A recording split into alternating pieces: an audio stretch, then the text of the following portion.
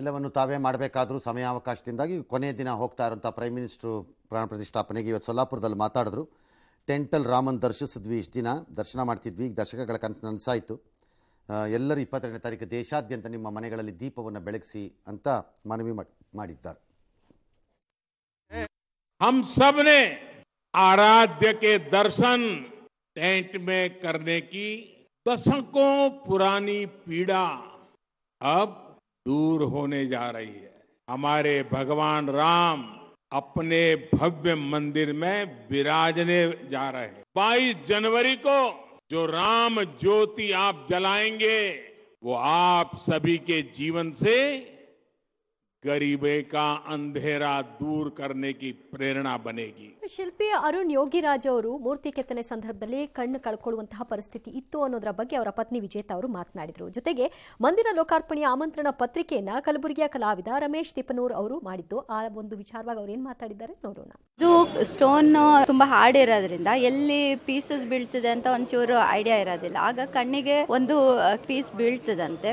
ಆಗ ಕಾರ್ನಿಯ ಮಧ್ಯದಲ್ಲಿ ಕಣ್ಣಿನ ಕಪ್ಪು ಗುಡ್ಡೆ ಮೇಲೆ ಬಿದ್ದಾಗ ಗಾಯ ಆಯ್ತು. ಮತ್ತೆ ಅದನ್ನ ಆಪರೇಷನ್ ಮಾಡಿ ತೆಗೆದ್ರು. ಸದ್ಯಕ್ಕೆ ದೇವ್ರ ದಯ ಏನು ಕಣ್ಣಿಗೆ ಏನು ಡ್ಯಾಮೇಜ್ ಆಗಿಲ್ಲ. ಮತ್ತೆ ಅವರಿಗೆ ಆಪರೇಷನ್ ಆಗಿದ್ದು ಅಲ್ಲೇ ಅಯೋಧ್ಯದಲ್ಲಿ ಅದು ತೆಗ್ದಿ ಅದಾದ್ಮೇಲೆ ಆಂಟಿಬಯೋಟಿಕ್ಸ್ ಎಲ್ಲ ಹಾಕ್ಲಿಕ್ಕೆ ಹೇಳಿದ್ರಂತೆ. ಅದು ಹಾಕ್ತಾನೆ ಇವ್ರು ಕೆಲಸ ಮಾಡ್ತಿದ್ರು. ಅವರು ಏನು ಯೋಚನೆನೇ ಮಾಡಿದ್ದಿಲ್ಲ.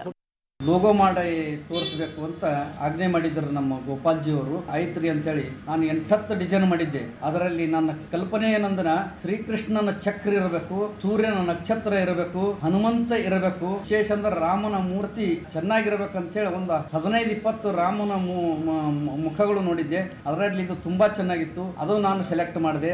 ಇದು ಎಲ್ಲ ನೋಡಿ ರಾಮನ ಟ್ರಸ್ಟಿಗೆ ನಾನು ಅಲ್ಲೂ ನಮ್ಮವ್ರದ್ದೇ ಇತ್ತ. ಓಕೆ, ಇನ್ನು ರಾಜಕೀಯ ಮಾತ್ರ ನಿಂತಿಲ್ಲ. ದಿಗ್ವಿಜಯ ಸಿಂಗ್ ಖ್ಯಾತೆ ತೆಗೆದಿದ್ದಾರೆ. ವಿವಾದ ಮತ್ತು ನಾಶಪಡಿಸಿದ ವಿಗ್ರಹ ಇಲ್ಲಿದೆ. ಎರಡನೇ ಮೂರ್ತಿ ಏನಕ್ಕೆ ಬೇಕಿತ್ತು? ಹೋಗ್ರೆ ರೈ, ಸೋಮನೆ ಕೆಲಸವಿಲ್ಲ, ಕಾರ್ಯವಿಲ್ಲ ನಿಮಗೆ. ನೆಟ್ಟಿಗೆ ನಿಮ್ಮ ರಾಜ್ಯ ನೋಡ್ಕೊಳಕ್ಕಾಗಿಲ್ಲ ನಿಮಗೆ. 30 ವರ್ಷ ಆಯಿತು ಉಡಾಪೆ ಓಡಾಡ್ಕೊಂಡು ಇದ್ದೀರಿ. ಆ ದಿಗ್ವಿಜಯ ಸಿಂಗ್ ಎಂಬ ವ್ಯಕ್ತಿಯನ್ನು ಏನಾದರೂ ಮಾಡಿರಿ, ಕೈಕಾಲಿಗೆ ಬಿದ್ದು BJPನವರು ಈ ಲೋಕಸಭಾ ಚುನಾವಣೆ ಟೈಮಲ್ಲಿ ಇಲ್ಲಿ ಕರ್ಕೊಂಬನ್ರಪ್ಪ, ಹೇಳ್ತೀನಿ. ಭಾಳ ಹೆಲ್ಪ್ ಆಗತ್ತೆ ನಿಮಗೆ. ಕರ್ಕೊಂಬರ್ರಿ ಹೇಳ್ತೀನಿ. ಸುಮ್ಮನೆ ಇರಲ್ಲ ಬಾಯಿ ಮುಚ್ಕೊಂಡು. ಮಾಡೋರನ್ನ ಮಾಡೋಕ್ಕೆ ಬಿಡಲ್ಲ, ತಾವು ಮಾಡಲ್ಲ. ಬರೀ ಕೊಂಕ ಗಿರಾಕಿಗಳೇ. ಯಾವ ಲಗ್ನದಲ್ಲಿ ಉಟ್ಬಿಟ್ರೋ ಇವರೆಲ್ಲ.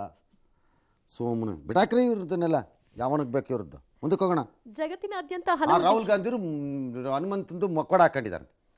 ಮೊಕ್ಕವಾಡ ಸಾರ್, ಅದು ಮೊಕ್ಕವಾಡ ಮನಸ್ಸಲ್ಲಿರಬೇಕು. ಮೊಕ್ಕವಾಡ ಆಗಬೇಡಿ, ಮುಖವೇ ಆಗಬೇಕು. ಎಸ್. ಜಗತ್ತಿನಾದ್ಯಂತ ಹಲವು ದೇಶಗಳಲ್ಲಿ ರಾಮೋತ್ಸವ ಆಚರಣೆ ಸಿದ್ಧತೆ ನಡೀತಾ ಇದೆ. ಅಮೆರಿಕವೊಂದರಲ್ಲಿ 20ಕ್ಕೂ ಹೆಚ್ಚು ಕಡೆ ರಾಮೋತ್ಸವ ನಡೆಯಲಿದೆ. ಈಗಾಗಲೇ ವಾಷಿಂಗ್ಟನ್ DC ಸೇರಿ ವಿವಿಧೆಡೆ ಕಾರ್ ರ್ಯಾಲಿಗಳನ್ನು ನಿರ್ವಹಿಸಲಾಗಿದೆ. ಜನವರಿ 22ರಂದು ನ್ಯೂಯಾರ್ಕ್ನ ಟೈಮ್ಸ್ ಸ್ಕ್ವೇರ್ನಲ್ಲಿ ರಾಮೋತ್ಸವ ವೈಭವ ಕಂಡುಬರಲಿದೆ. ಫ್ರಾನ್ಸ್ ರಾಜಧಾನಿ ಪ್ಯಾರಿಸ್ನಲ್ಲೂ ಕೂಡ ರಾಮರಥ ಯಾತ್ರೆಯನ್ನು ನಿರ್ವಹಿಸಲಾಗುತ್ತೆ. ಐಫೆಲ್ ಟವರ್ ಬಳಿ ಸಾಂಸ್ಕೃತಿಕ ಕಾರ್ಯಕ್ರಮ, ಭಕ್ತಿಗೀತೆಗಳ ಗಾಯನ, ಪ್ರಸಾದ ವಿತರಣೆ ಎಲ್ಲವೂ ಕೂಡ ನಡೆಯುತ್ತೆ. ಆಸ್ಟ್ರೇಲಿಯಾದ ಮೆಲ್ಬೋರ್ನ್, ಸಿಡ್ನಿಯಲ್ಲಿಯೂ ಕೂಡ ದೊಡ್ಡ ಮಟ್ಟದಲ್ಲೇ ಕಾರ್ಯಕ್ರಮವನ್ನು ಮಾಡೋದಕ್ಕೆ ಸಜ್ಜಾಗ್ತಾ ಇದ್ದಾರೆ. ಆಫ್ರಿಕಾದ Kenya, Uganda, Tanzania, Ghana, Nigeria, Mozambique ಮತ್ತು ಮತ್ತಿತರ ದೇಶಗಳಲ್ಲಿಯೂ ಕೂಡ ರಾಮೋತ್ಸವ ನಡೆಯಲಿದೆ. ಆದರೆ ಪಾಕಿಸ್ತಾನ ಮಾತ್ರ ಸೋಷಿಯಲ್ ಮೀಡಿಯಾದಲ್ಲಿ ಒಂದಷ್ಟು ಪೋಸ್ಟ್ಗಳನ್ನು ಹಾಕ್ಕೊಳ್ತಾ ಇದೆ. ಇದೇ ಹೊತ್ತಿನಲ್ಲಿ ಪಾಕ್ ಮಾಜಿ ಕ್ರಿಕೆಟಿಗ ಹಿಂದೂ ಧರ್ಮೀಯ ದಾನೇಶ ಕನ್ಹೇರಿಯಾ ರಾಮ ಮಂದಿರ ಬೆಂಬಲಿಸಿ ಸರಣಿ ಟ್ವೀಟ್ ಮಾಡಿ ಜೈ ಶ್ರೀರಾಮ್. ಒಳ್ಳೆ ಕೆಲಸದ ಬಗ್ಗೆ ಯಾವತ್ತಾದ್ರೂ ಚಿಂತೆ ಇದೆಯಾ?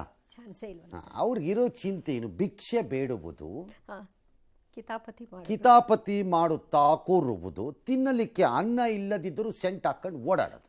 ಇಷ್ಟೇ ಗೊತ್ತಿರೋದು, ಇನ್ನೇನು ಗೊತ್ತಿಲ್ಲ. BJP ರಾಜ್ಯಗಳೆಲ್ಲ ರಜಾ ಘೋಷಿಸ್ತಾ ಇದೆ. 22ನೇ ತಾರೀಕು ಒರಿಸ್ಸಾ ಅದ್ರ ಜೊತೆಲಿ ಸೇರ್ಕೊಂಡಿದೆ. BJP ಥರದವರು ಕೊಡ್ತಿಲ್ಲ. ಮಮತಾ ಬ್ಯಾನರ್ಜಿ, ಸಿದ್ದರಾಮಯ್ಯವ್ರೆಲ್ಲ ರಜಾ ಕೊಡ್ತಾರೆ ಅಂತ ನೀವು ನಿರೀಕ್ಷೆ ಮಾಡ್ತಿದ್ದೀರಲ್ರಪ್ಪ. ಅವರೇನು ರಾಮ ವಿರೋಧಿ ಅಲ್ವಲ್ಲ ಸರ್, ಕೊಡ್ಬೋದು. ರಜಾ ಕೊಡೋಕ್ಕಾಗಲ್ಲ. ರಜಾ ಕೊಟ್ಬಿಟ್ಟು ಯಾರು ಕೋಪ ಮಾಡ್ಕೊಂಬಿಟ್ರೆ? ಕೋಪ ಯಾಕೆ ಸರ್? ಮಾಡ್ಕೋತಾರೆ. ಯಾಕೆ ಕೊಟ್ಟೆ ರಜನಾ ಅಂತ ಕೋಪ ಮಾಡ್ಕೋತಾರೆ. ಕೊಡಬೇಡಿ ಸರ್, ನೀವು ಸುಮ್ಮನೆ ರೀ ಸರ್, ಹೇಳ್ತೀನಿ ನಾನು. ಈಗಾಗಿರೋದೇ ಐತಿಹಾಸಿಕ ಪ್ರಮಾದ, ಹೋಗಲ್ಲ ಅಂದಿರೋದು. ಇನ್ನೊಂದು ಮಾಡ್ಕೋಬೇಡಿ ರಾಜ್ಯ ಸರ್ಕಾರದವರು. ಇಷ್ಟರ ಮೇಲೆ ನಿಮ್ಮ ಇಷ್ಟ, ಏನಾದ್ರು ಮಾಡ್ಕೊಳ್ಳಿ. ಎಸ್. ರಾಮ ಮಂದಿರ ಲೋಕಾರ್ಪಣೆ ಸಮಯದಲ್ಲಿ ರಾಜ್ಯದಲ್ಲಿ ಗೋಧ್ರಾ ಮಾದರಿಯ ದಾಳಿ ನಡೆಯಬಹುದು ಅಂತ ಬಿಕೆ ಹರಿಪ್ರಸಾದ್ ಹೇಳಿಕೆ ಕೊಟ್ಟಿದ್ರು. ಅವರ ಹೇಳಿಕೆಯನ್ನು ಪಡೆಯೋದಕ್ಕೆ ಅವರ ಕುಮಾರಕೃಪಾ ಗೆಸ್ಟ್ ಹೌಸ್ಗೆ ಇವತ್ತು ಸಿಸಿಬಿ ಅಧಿಕಾರಿಗಳು ಹೋಗಿದ್ರು. ಇದರಿಂದ ಫುಲ್ ಗರಂ ಆಗಿರುವಂತಹ ಬಿಕೆ ಹರಿಪ್ರಸಾದ್ ಹೇಳಿಕೆ ನೀಡಲು ನಿರಾಕರಿಸಿ ನನಗೇನು ವಿಐಪಿ ಟ್ರೀಟ್ಮೆಂಟ್ ಬೇಡ, ಅರೆಸ್ಟ್ ಮಾಡಿ ಠಾಣೆಗೆ ಬಂದು ಉತ್ತರ ಕೊಡ್ತೀನಿ ಅಂತ ಅಂದ್ರು. ರಾಜ್ಯದಲ್ಲೂ ಕಾಂಗ್ರೆಸ್ ಸರ್ಕಾರ ಇದೆಯಾ ಅಥವಾ ಆರ್ಎಸ್ಎಸ್ ಸರ್ಕಾರನ ಅಂತ ಕಾಂಗ್ರೆಸ್ ವಿರುದ್ಧ ಆಕ್ರೋಶವನ್ನು ಹೊರಹಾಕಿದ್ರು. ದೂರು ಕೊಡ್ತೀರಾ ಎಂಬ ಪ್ರಶ್ನೆಗೆ ಹೈಕಮಾಂಡ್ ಕೂಡ ಅವರ ಪರವಾಗಿದೆ ಅಂತ ಸಹಾಯಕತೆಯನ್ನು ವ್ಯಕ್ತಪಡಿಸಿದ್ರು. ಅಲ್ಲ ಪ್ರೀ, ನಿಮ್ಮ ಹೈಕಮಾಂಡೇ ನೀವು ಅವ್ರಿಗೆ ಅಸಹಾಯಕತೆ ಹಾಕಿಬಿಟ್ರೆ ಇನ್ನು ನಾವೆಷ್ಟು ಸೀರಿಯಸ್ ಆಗಿ ತಗೋಬೇಕು ನಿಮ್ಮನ್ನು? ಹಂಗಾರೆ ಅವರೇ ನಿಮ್ಮನ್ನು ಸೀರಿಯಸ್ ಆಗಿ ತಗೋತಿಲ್ಲ ಅಂತ ಆಗ್ಬಿಟ್ರೆ ನಾವಿನ್ನೇನು ಸೀರಿಯಸ್ ಆಗಿ ತಗೊಳ್ಳೋದು ನಿಮ್ಮನ್ನು? ಯೋಚನೆ ಮಾಡಬೇಕು. ನಾವು ಸೀರಿಯಸ್ ಆಗಿ ನಿಮ್ಮ ಹೇಳಿಕೆ ಏನು ಸೀರಿಯಸ್ ಆಗಿ ತಗೊಳ್ಳೋದು? ಅಟ್ಲೀಸ್ಟು ನಿಮ್ಮ ಲೆವೆಲ್ ರೈಸ್ ಮಾಡ್ಕೊಳ್ಳೋಕ್ಕೆ ಬರ್ಕೊಡ್ರಿ, ಬಿಡಬೇಡ್ರಿ ಯಾರ್ಯಾರು ಮಾಡಿದಾರೆ ಪಿತೂರಿ ಎಲ್ಲ ಅಂತ. ಇಲ್ಲದಿದ್ದರೆ ಅವತ್ತು ಹೇಳಿದ್ದೆ ಇವತ್ತು ಹೇಳ್ತೀನಿ, ಬೋಗಸ್ ಸ್ಟೇಟ್ಮೆಂಟ್ ಅದು ಅಂತ. ಕರ್ನಾಟಕದ ಮುಂದಿನ ದಿನಗಳಲ್ಲಿ ಅತಿ ದೊಡ್ಡ ವೈಮಾನಿಕ ಕೇಂದ್ರ ಆಗತ್ತೆ ಪ್ರಧಾನಿ ಮಂತ್ರಿ ಹೇಳಿದ್ದಾರೆ. ದೇವನಹಳ್ಳಿ ಸಮೀಪ ಬೋಯಿಂಗ್ ಇಂಡಿಯಾಸ್ ಇಂಜಿನಿಯರಿಂಗ್ ಮತ್ತು ಟೆಕ್ನಾಲಜಿ ಸೆಂಟರ್ನ ಕ್ಯಾಂಪಸ್ನ್ನು ಉದ್ಘಾಟನೆ ಮಾಡಿದ್ರು. ಕರ್ನಾಟಕ ವೈಮಾನಿಕ ತಂತ್ರಜ್ಞಾನ ಮತ್ತು ಉತ್ಪಾದನೆ ಕೇಂದ್ರವಾಗಿ ಮಾರ್ಪಡ್ತಾ ಇದೆ ಅಂತೆಲ್ಲ ಹೇಳಿದ್ರು. ಕಾರ್ಯಕ್ರಮದಲ್ಲಿ ಪ್ರಧಾನಮಂತ್ರಿ ಮತ್ತು ಮುಖ್ಯಮಂತ್ರಿಗಳು ಭಾಗವಹಿಸಿದ್ರು. ಇಬ್ಬರು ಒಬ್ರಿಗೊಬ್ರು ಮಾತಾಡಿದ್ರಂತೆ. Very good. ಏರ್ಪೋರ್ಟಲ್ಲಿ ಶಿವಕುಮಾರ್ ಅವರು ಮತ್ತು ವಿಜಯೇಂದ್ರ ಇವರೆಲ್ಲ ರಿಸೀವ್ ಮಾಡಿಕೊಂಡ್ರು. Very good. ದಾರಿ ಉದ್ದಕ್ಕೂ ಒಂದಷ್ಟು ಜನ ಸೇರಿದ್ರು. ಎಲ್ಲರೂ ಜೈ ಶ್ರೀರಾಮ್ ಅಂತ ಘೋಷಣೆ ಕೂಗ್ತಿದ್ರು. भारत में एक स्टेबल सरकार है, भारत में एक स्टेबल सरकार है। मुख्यमंत्री जी, ऐसा होता रहता है।